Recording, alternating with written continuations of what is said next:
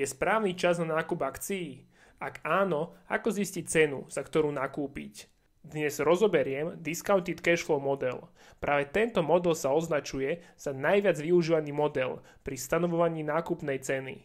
Prejdeme si tento model na príklade firmy Microsoft, aby sme nakoniec mohli porovnať výsledky vo všetkých 4 valuačných modelov. Ešte predtým, ako prejdeme k veci, ak vás zaujíma investovanie alebo ekonómia, podporte ma sledovaním a zapnite si zvonček, aby ste boli vždy informovaní o nových videách. Model DCF je založený na myšlienke, že hodnota firmy je určená tým, ako dobre môže spoločnosť v budúcnosti generovať peňažné toky pre svojich investorov. Hlavnou zložkou DCF modelu je práve free cash flow, ktorý využíva aj Warren Buffett pri hodnotení firmy.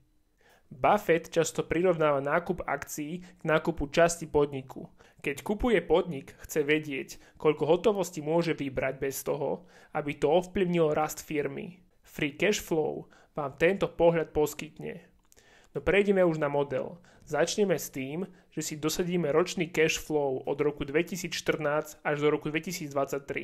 Informácie môžeme nájsť na stránke Macrotrends, kde ich jednoducho len skopírujeme a vložíme postupne do tabuľky.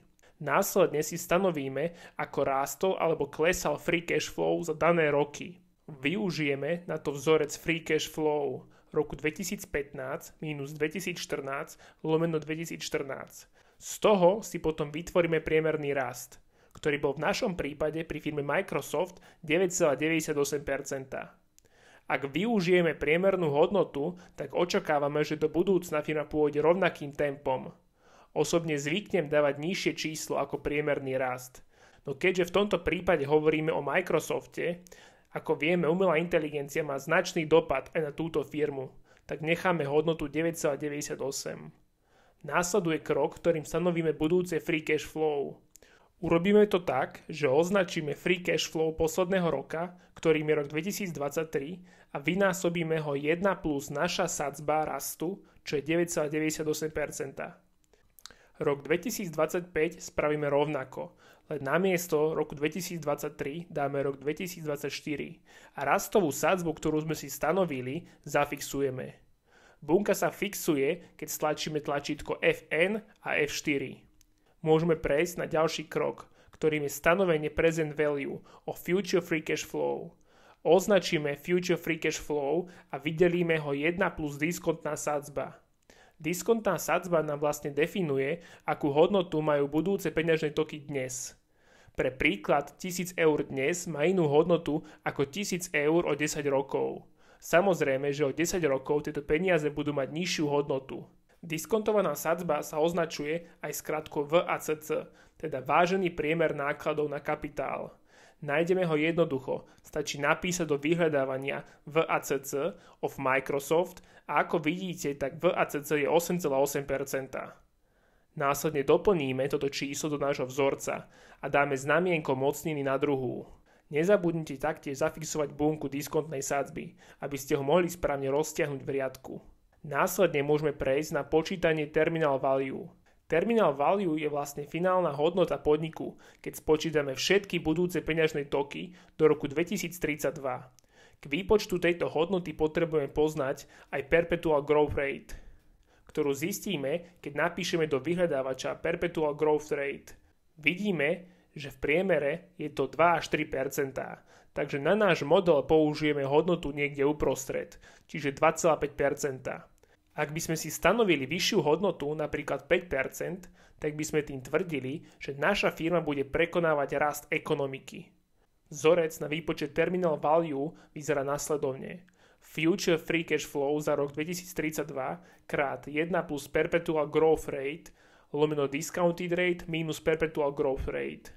Keď máme tieto hodnoty vypočítané, môžeme prejsť na stanovenie ceny. Na to budeme potrebovať spočítať dokopy present value of future free cash flow. Jednoducho využijeme funkciu v Exceli sum. Následne si nájdeme cash and equivalents. Môžeme ich nájsť jednoducho na Yahoo Finance v časti Financials, Balance Sheet, Total Assets a tu je cash and equivalents na hodnote 1,1,1,2,5,6. Následne potrebujeme total debt, ktorý vidíme dole, čo je celkový dlh na hodnote 59,965. Následne spočítame hodnotu vlastného imania, čo spočítame ako sum of cash flow plus cash and equivalents minus celkový dlh. Následne potrebujeme zistiť outstanding shares, teda celkové množstvo akcií v obehu. Na to tiež využijeme stránku Yahoo Finance v časti Statistics, Share Statistics a je to číslo 7,42 miliardy. Konečne môžeme stanoviť DCF cenu, a to jednoducho vydelíme equity value lomeno celkový počet akcií v obehu.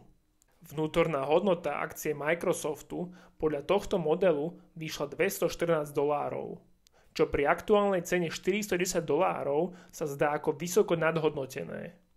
Preto by ste túto firmu nemali nakupovať. Tento model je veľmi ovplyvniteľný tým, čo od free cash flow vybranej firmy očakávate. Ak by ste očakávali dvojnásobný rast free cash flow kvôli umelej inteligencii, tak tento model by vyhodnotil, že aktuálna trhová cena je v blízkosti vnútornej. Teda akcia je férovo ohodnotená. Preto osobne očakávam menší rast budúcich peňažných tokov, aby som bol pripravený na horšie obdobie. Teda nakupoval len vtedy, keď sa to z pohľadu čísiel výrazne oplatí. Ako môžeme vidieť, tak môjmu portfóliu to vyhovuje, keďže väčšina titulov, čo mám v portfóliu, len rastie. Ak sa vám tieto informácie páčili, podporte ma sledovaním. Zapnite si zvonček, aby ste boli vždy informovaní o nových videách. Majte sa.